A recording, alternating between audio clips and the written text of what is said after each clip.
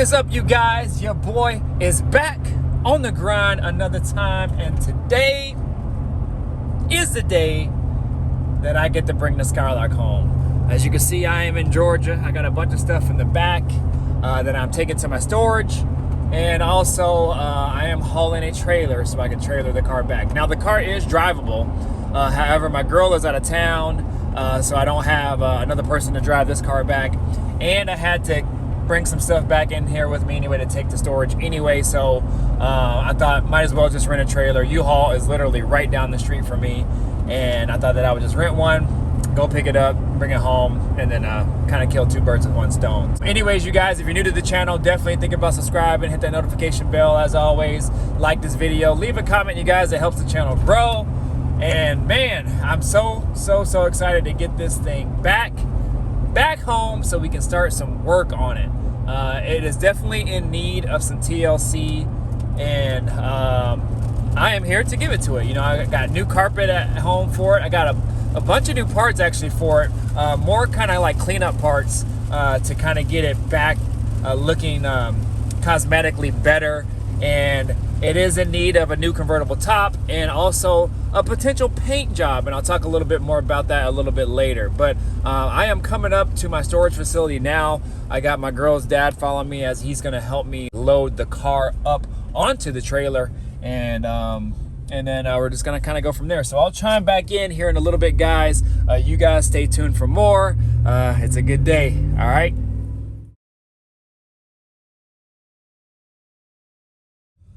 All right, you guys, so she is loaded up. I don't know if you guys can kind of see her in the back there. Yeah, you guys can see her. Let me see if I can roll that on window real quick. It is raining, but you guys can see it in the back there. Ooh. She back there loaded up. I was gonna do a walk around on it out there, but it keeps raining on and off, you guys, and I really need to get out of here to go see my mom as well, since my mom lives in this area. So I got to go see her, and then I got to make it back into town here, back home, so I can get this car unloaded. I will do a walk around on it when I get home, so that'll be kind of the continuation of this video. But man, I'm super excited to get this thing back home and get this thing on the road. This will kind of be the next build per se for my channel. And you know, this car does not need much. It really doesn't. I am going to basically rust proof the floor. I pulled the carpet off. It needs some work. The carpet was old, so I have new carpet at home. I have some new parts at home as well, and I will be going over that as well when I get home. But it just needs really little things, you guys. It does need a new top. So as far as the big ticket items, it needs a new top, and I'm possibly thinking about a paint job for it, and I will go more into detail on that as well. It's not going to be some $5,000-$10,000 paint job, although that's what I want. That's how I personally do things. But this car does need something that needs to be touched up. This car has been painted, to my understanding, I know at least once, but when I painted the trunk lid, I had them sand it down to metal, and that it has been painted a couple times per the guy who painted it for me. So per the repainting of the trunk, he thinks that it has been painted at least a couple times. So with that being said, it just needs a really good paint job, and I don't want to fork over the money to do a $5,000-$10,000 paint job on this car right now. So I have an option that I will talk a little bit about. It's basically just kind of like a patch job, so to speak, until I can actually get a good paint job on it. But we will talk a little bit about that a little later on. But I'm gonna go ahead and concentrate on this road, go see my mom, and then I'll meet you guys back at the house. All right, what is up, everybody? I am back at the crib, and I have it temporarily stored right here under my my canopy here, so that way I can work on it out in the rain. But as you can see, she home, y'all. She home. Let me see if I can zoom out a little bit. There you go. All right, you guys, so I zoomed out a little bit. The quality might not be all there, but it'll keep me out the rain and keep me covered. But yeah, y'all, she home. She home. And what I've been doing here, and I'm gonna be done with it today just because it's been a long day. I don't have too much time ever to just be relaxed at all, so I'm gonna take this day to kind of relax but it is home. And what I had to do is this car, for some reason, I guess the previous owner lost the key to open the door. And since he only drove it on nice days and to shows and whatnot, he never locked the car. So I had to put a new lock cylinder in here. I ordered it from Original Parts Group. And the other one didn't have a gasket in it, and I didn't put the gasket back in just because I might take this back out anyway in order to possibly paint it. And I'll talk a little bit more about that here in a moment. But so now I can actually lock the door, so that's nice. And I had to order a couple more of these window switches here, since this has clips here that kind of hold it in, and these clips broke off. And this switch is actually not good anymore. It still works, but the switches are like really loose and they don't work all the time. But whoever put this harness in, this harness I believe is new, and they put a new motor in it as well. This has to be the fastest old school motor I've ever seen. Let me see if I can lower this down so you guys can kind of see how fast this thing goes. And listen to it work. It's crazy how fast it is.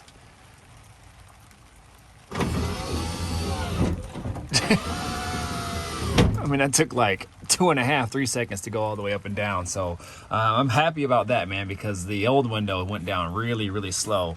They didn't replace that one, I don't think, because that one goes up and down the same speed. But man, this thing is super fast, and I could tell they did work here because they did something here. I'm not sure if this is part of the new motor or what they did. So yeah, you guys, this is pretty much it. This is what it looks like inside. As you can see, I took some of the carpet out, and let's see if I can get the quality a little bit better. There you go. So it still has the original heat mat. I don't know what they call that stuff, but that's still in there. So I'm gonna go ahead and, not today, but take all that out. But as you can see, it's just surface rust. And what this is from is this, if you watch my previous video, it used to leak right through here where that seam is. So I actually had to re-seam seal. It used to drip way from under there and then drip down and just kind of settle here. It did it on both sides, so that's why you kind of see a little bit of surface rust. But this car has been garaged for most of its life, so it never really saw rain or anything. But I mean, y'all, it's pretty dang clean. So there's just some things that I gotta clean up. It definitely needs a new top.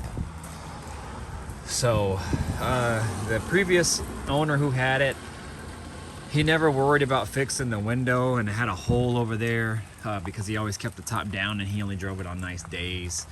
So that's why that's why it looks like this, you guys. He never fixed it. So I'm gonna go ahead and fix this. This will probably be the last thing that I do if I decide to paint it. Now, talking about paint, let me come over here real quick.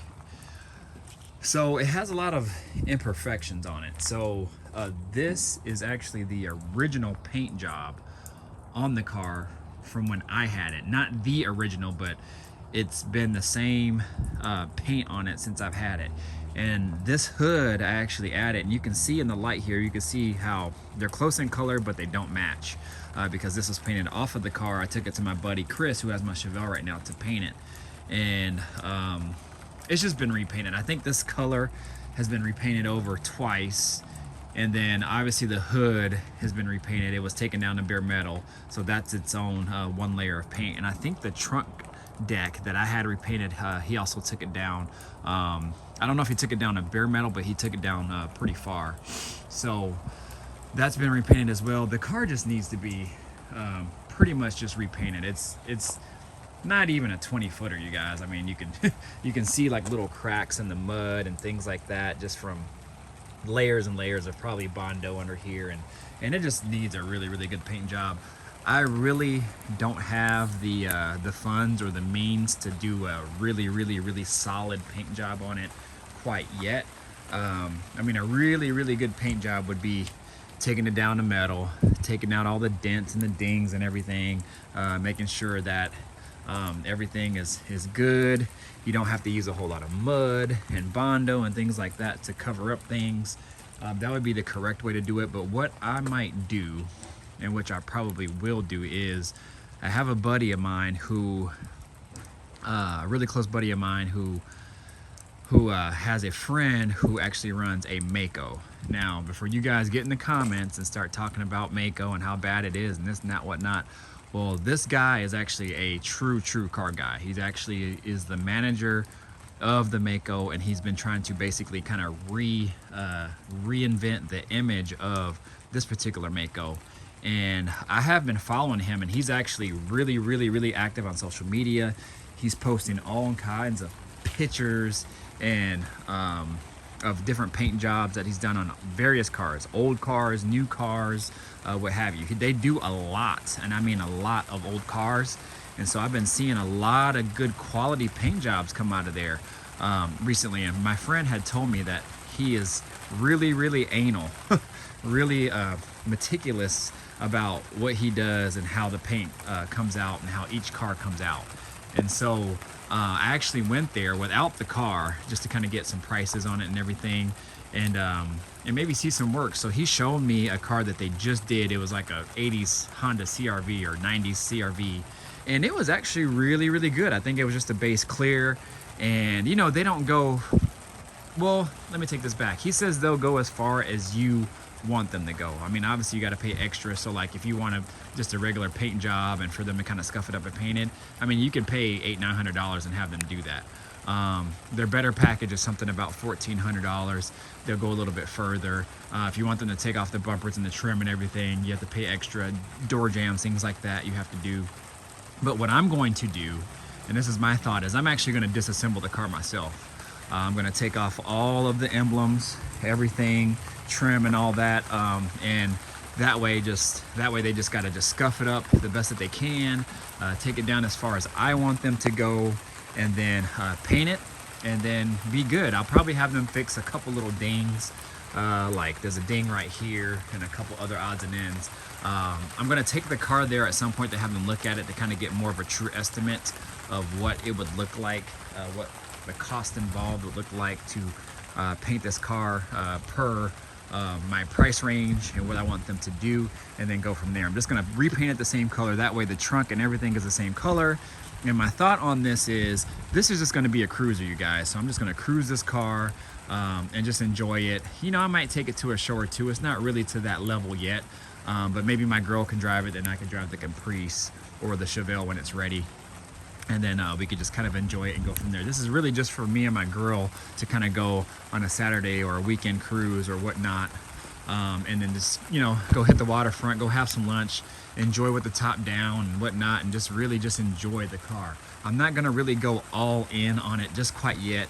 I'm gonna leave the original engine in it and all that stuff. There's no need to replace that at all, just because of the hood and the ram air setup, and the engine is original to the car. I don't want to take away from the car by putting a different engine in it or LS, unless I put like a 455 big block in it and kind of make it a true GSX clone or something like that, then that's another story.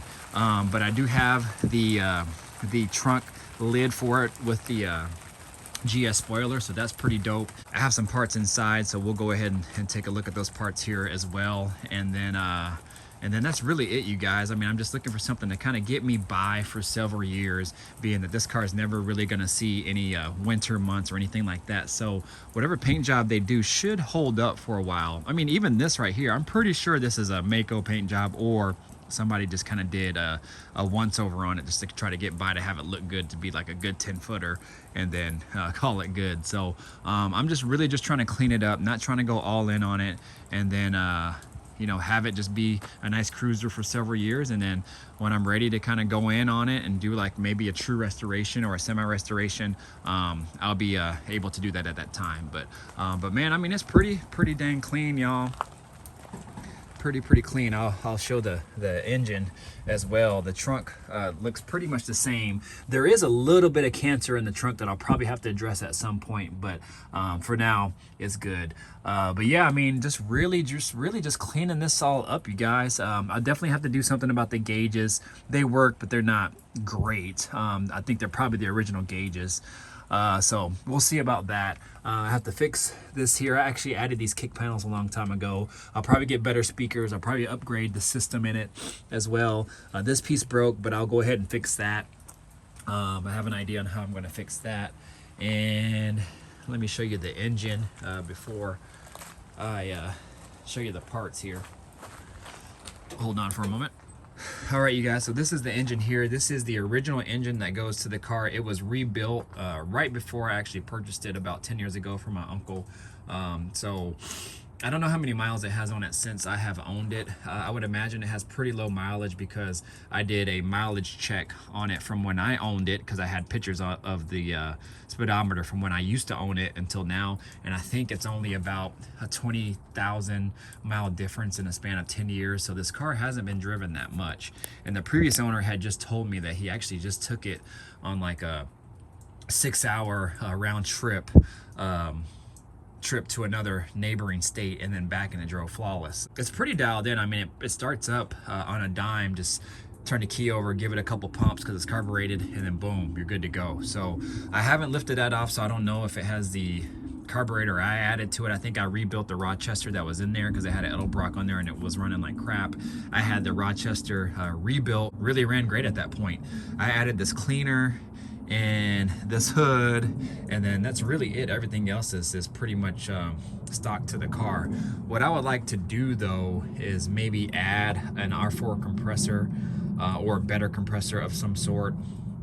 I'll look into some options and get that big compressor, heavy compressor out of here, and you know, just kind of clean up the engine and just make it look nice and presentable. I'm not gonna really do anything crazy to it. I might change or paint the booster, just clean up that area, but it really doesn't need much, you guys.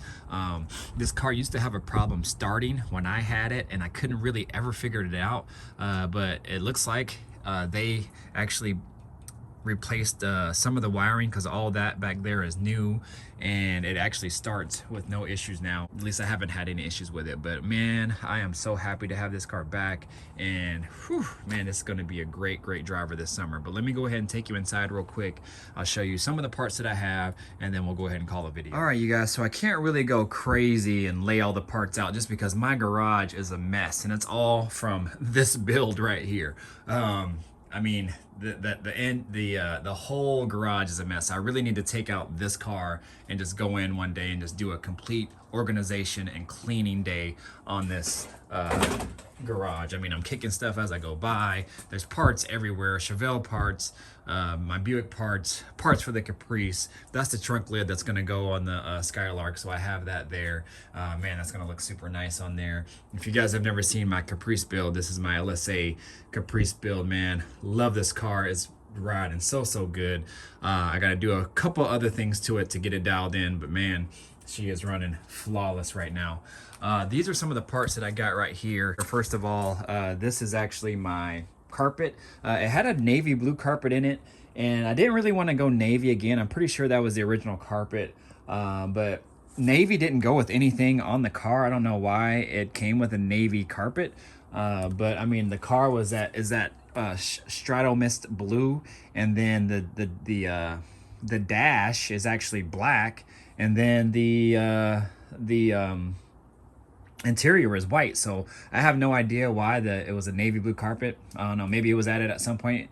It looked original to me because it was just faded in a lot of places and whatnot, but I took it out. It needed to be taken out anyway, and so I went with a black carpet, and that's what's in this box right here. I ordered a whole lock cylinder set just for the trunk and the glove box and the doors. The key cylinder, the ignition cylinder, I actually added at some point because the tumbler inside of the column was messed up. The gear that spins the rod and pushes the rod down, that was actually all destroyed.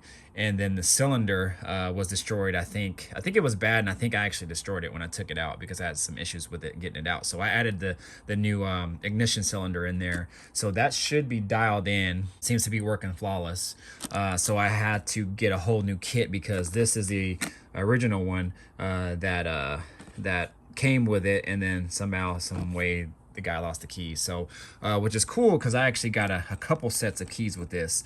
They gave me the original GM set for this particular setup and a spare as well, so 2 keys for each, so that's pretty cool. The directions say don't take out the key until you install it. So I have to install this into the trunk and this into the glove box before I can actually take out the key. I'm hoping that those other set of keys work for this as well. I don't know why they wouldn't, but that's what I'm just hoping, so I don't have two sets of keys that I have to use to open particular things. So, and then this is you know, just hardware for it as well. So that's all good to go. I got that there.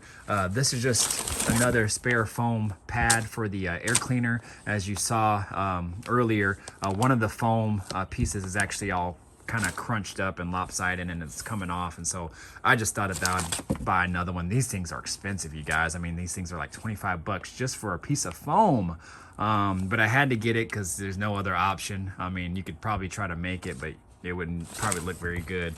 So I got one of those there. This is actually the window switch for the driver's side that I showed you guys earlier when I showed you how fast the window goes up and down. That one has been in the car since I've had it, and it didn't work very great when I had the car before. So I went ahead and bought this. Man, these things are expensive, man. I think this one alone was like 70 bucks, and everywhere it was 70 bucks. But the cool thing is it comes with the frame and everything that sits inside of the door panel, and those clips that are broken on the other one. This is all intact, so this is the part numbers there. This is the part number for this, I believe, that, and this might be the original parts group part number somewhere on here. So that's that there. And I think all these cross over from 68 to 72 A-body style cars, probably even more as well too, because I have there's a local Chevelle shop here, Chevelle Nova shop, and they gave me a price quote on some too. I just couldn't make it down there to get it, so I just went ahead and ordered it since I was ordering some other stuff. That's what I get. So this is the sound deadener material, the original. I think they call it, what do they call this stuff? Anyways, this is the under carpet installation. That's the part number for it. And I don't want to really take it out, but that's the stuff that goes under the carpet. Oh, jute. That's what they call it, jute. So I could have got the jute that was that comes with the carpet, that's actually already attached to the carpet, but for some reason it was like way more expensive to get it that route. So it was actually cheaper for me to get this and this separate, and so actually that's what I kind of would prefer that way. If I ever wanted to take this out for any reason or whatever, I could take it out. I don't know why, but why I would want to take it out, but at least I have that option. Because what I'm actually going to do is I have some kill mat also stored in this garage that I actually bought just for the Skylark. So what I'm going to do to the Skylark is actually clean up the floor, and then I'm going to pour 15 the floor. Then I'll probably put the kill mat on top of that, and then I'll put the jute on, then I'll put the carpet on, and we'll be set. So I'm excited about that. I've been wanting to get that dialed in for quite some time, and so that'll be good. And I think that is everything that I ordered for that car as of right now. So there's some other odds and ends that I want to do to the car too, but we can talk a little bit more about that at a later date. One thing I forgot to mention that I got as well is this grill, man. This grill is the come up. Let me see if I can get some light in here. So this grill right here is the come up. I've been looking for a new grill for this car, and I was tempted to buy a GS grill, but I'm not too crazy about the 71 grill. I mean, they're nice, they're just really expensive, and I like the 72 grill, GS grill, but I don't really love it, so I couldn't justify spending $400 and $500 on these grills. I really like the 70 grill. The only thing with the 70 grill is they don't have the lower vents in the bumper. They just have the regular grill, so it basically cuts off right here. So basically right here, if you follow this line, that's where the 70 grill goes, and I really like that grill, and I would probably pay the money to get to that one, but obviously it won't fit on this car. So I got this one from the same guy that I got the trunk lid from and the spoiler. And the cool thing about this one is, and from my understanding, 72 is the only year that they made a metal grill, and this thing is it has some weight to it. It's sturdy, it's heavy. All the other ones were like ABS plastic or whatever. I don't know why that they did that. I'm not really sure. I think this grill is made of pot metal, I would imagine, and it could have been maybe they just had a bunch of leftover scrap metal and they heated it all together and basically made extra parts from it. And so that's where the term pot metal comes in. So I know it's metal that can be melted at a lower temp. The only negative thing about it is I probably cannot get this powder coated. Now, some people say you can and can't. I talked to my powder coaters and they said you can, but they wouldn't recommend it because since pot metal does have a lower melting temperature, anything that the metal has soaked in over the years could potentially come out and then ruin the powder coat, or it wouldn't take or whatnot. So they said I'd be better off painting it. But I'll show you what it looks like, man. I mean, this thing is really, really nice, and it's probably going to be really hard to do with one hand. But let me see if I can at least kind of lay it down a little bit, or lay it against the door here. Let me see. Oh, yeah. So that's what it looks like, you guys. And I actually really, really, really, really like this grill. I mean, look at that. I got the light on it now. This thing is an excellent shape for the year. Original grill, you guys. Original grill. I'm assuming most of it was silver. It looks like this part here was probably a shiny silver, and then the rest of it was kind of like a grayish color. And then there's some parts of the trim, there's some parts here, and inside it was black in the center, and then on the edges there. So I'm not exactly sure what I'm going to do quite yet. I could probably get it anodized, but I heard anodizing is very, very expensive. Although that would look really, really, really sharp. I might think about it. I might get some quotes on some prices and maybe see if I can maybe get it anodized. But the really cool thing about this is it's intact. No cracks, no nothing. I mean, it is really nice. And the main issue with a lot of these grills, let me make sure I put this back nice so it doesn't fall. So the main issue with a lot of these grills is these are broken, especially on the plastic ones. Actually, mine, I didn't even know was broken, but they are. The two in the middle are broken, and you can tell because somebody put gasket sealant or some type of bonding material, so these will go back in there. So I'm not sure, they probably broke at some point and they just kind of just fixed it. But I never really cared for that grill, and this one's gonna look really, really nice on there. I really like the mesh-ish style look, the squares and all that, so I really think that it will look sharp. So this was a major score. I got this for $200, man, and you could probably flip and sell these for $300 and $400 just because they're original. All right, you guys, so that is pretty much it. I'm going to go ahead and call it. It's actually cold and raining today, and we're going to get a streak of rain for quite some time, and I'm just I'm just tired of just being out here. Again, I hardly ever have any time to just relax and do nothing. So that is just what I'm going to do. My girl is actually out of town, and I was out of town yesterday down south, and now I'm back today. So I'm literally just going to just sit and chill and do nothing. I'm going to take advantage of it, and it's just going to be really nice. But man, we got some more content for the channel, you guys, so just stay tuned for more. I'll probably film a lot of this in sections. It's really just going to be a lot of cleanup on the car. I mean, just really just kind of getting it dialed in and getting ready to cruise. I haven't even tested the convertible top. Don't know if it works or not. The guy said it works. He actually added a switch to it, so I'll go ahead and test that out at some point. The original switch doesn't work anymore for some odd reason. I don't know, probably just the original old switch. I'll probably have to get some different switches for the heated controls and all that. A lot of this stuff for Buick parts is expensive. I mean, Buick parts in general, like the Grand Nationals, the T-Types, the Turbo Ts, Turbo Regals, these cars, man, the Skylarks, GSs, they're all expensive. I don't know why they're so much more expensive. Maybe they're just not as common and popular, I would say, versus a lot of the other makes and models. Although now recently they've become more popular. So maybe the price on them will go down. I highly doubt it, but it's good. It's good to see that these cars are starting to be appreciated more. And you know, when I had them at the time, the Skylark wasn't really worth much. I mean, you can buy a convertible Skylark for 10, 12,000 easy. And it's good to see now the prices of them have gone up. I mean, my Turbo Regal that I had before that I sold, I mean, that doubled more than doubled in price from when I purchased it. And I got some good money for that car.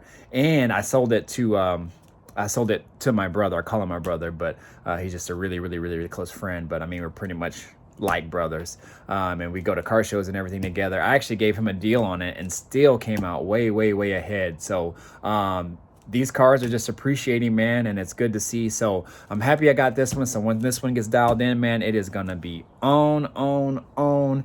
And I'm so excited to start driving this car again, man. To have it back in my possession is awesome. But anyways, I don't want to ramble on too much, you guys. I'm gonna go ahead and call it, but you guys know what to do. Like, comment, subscribe, share, do all that good stuff, y'all. Man, the journey continues. Another build coming on the way. And hey, we still ain't done with the Caprice, and the Chevelle still on deck. All right, deuces, out of here.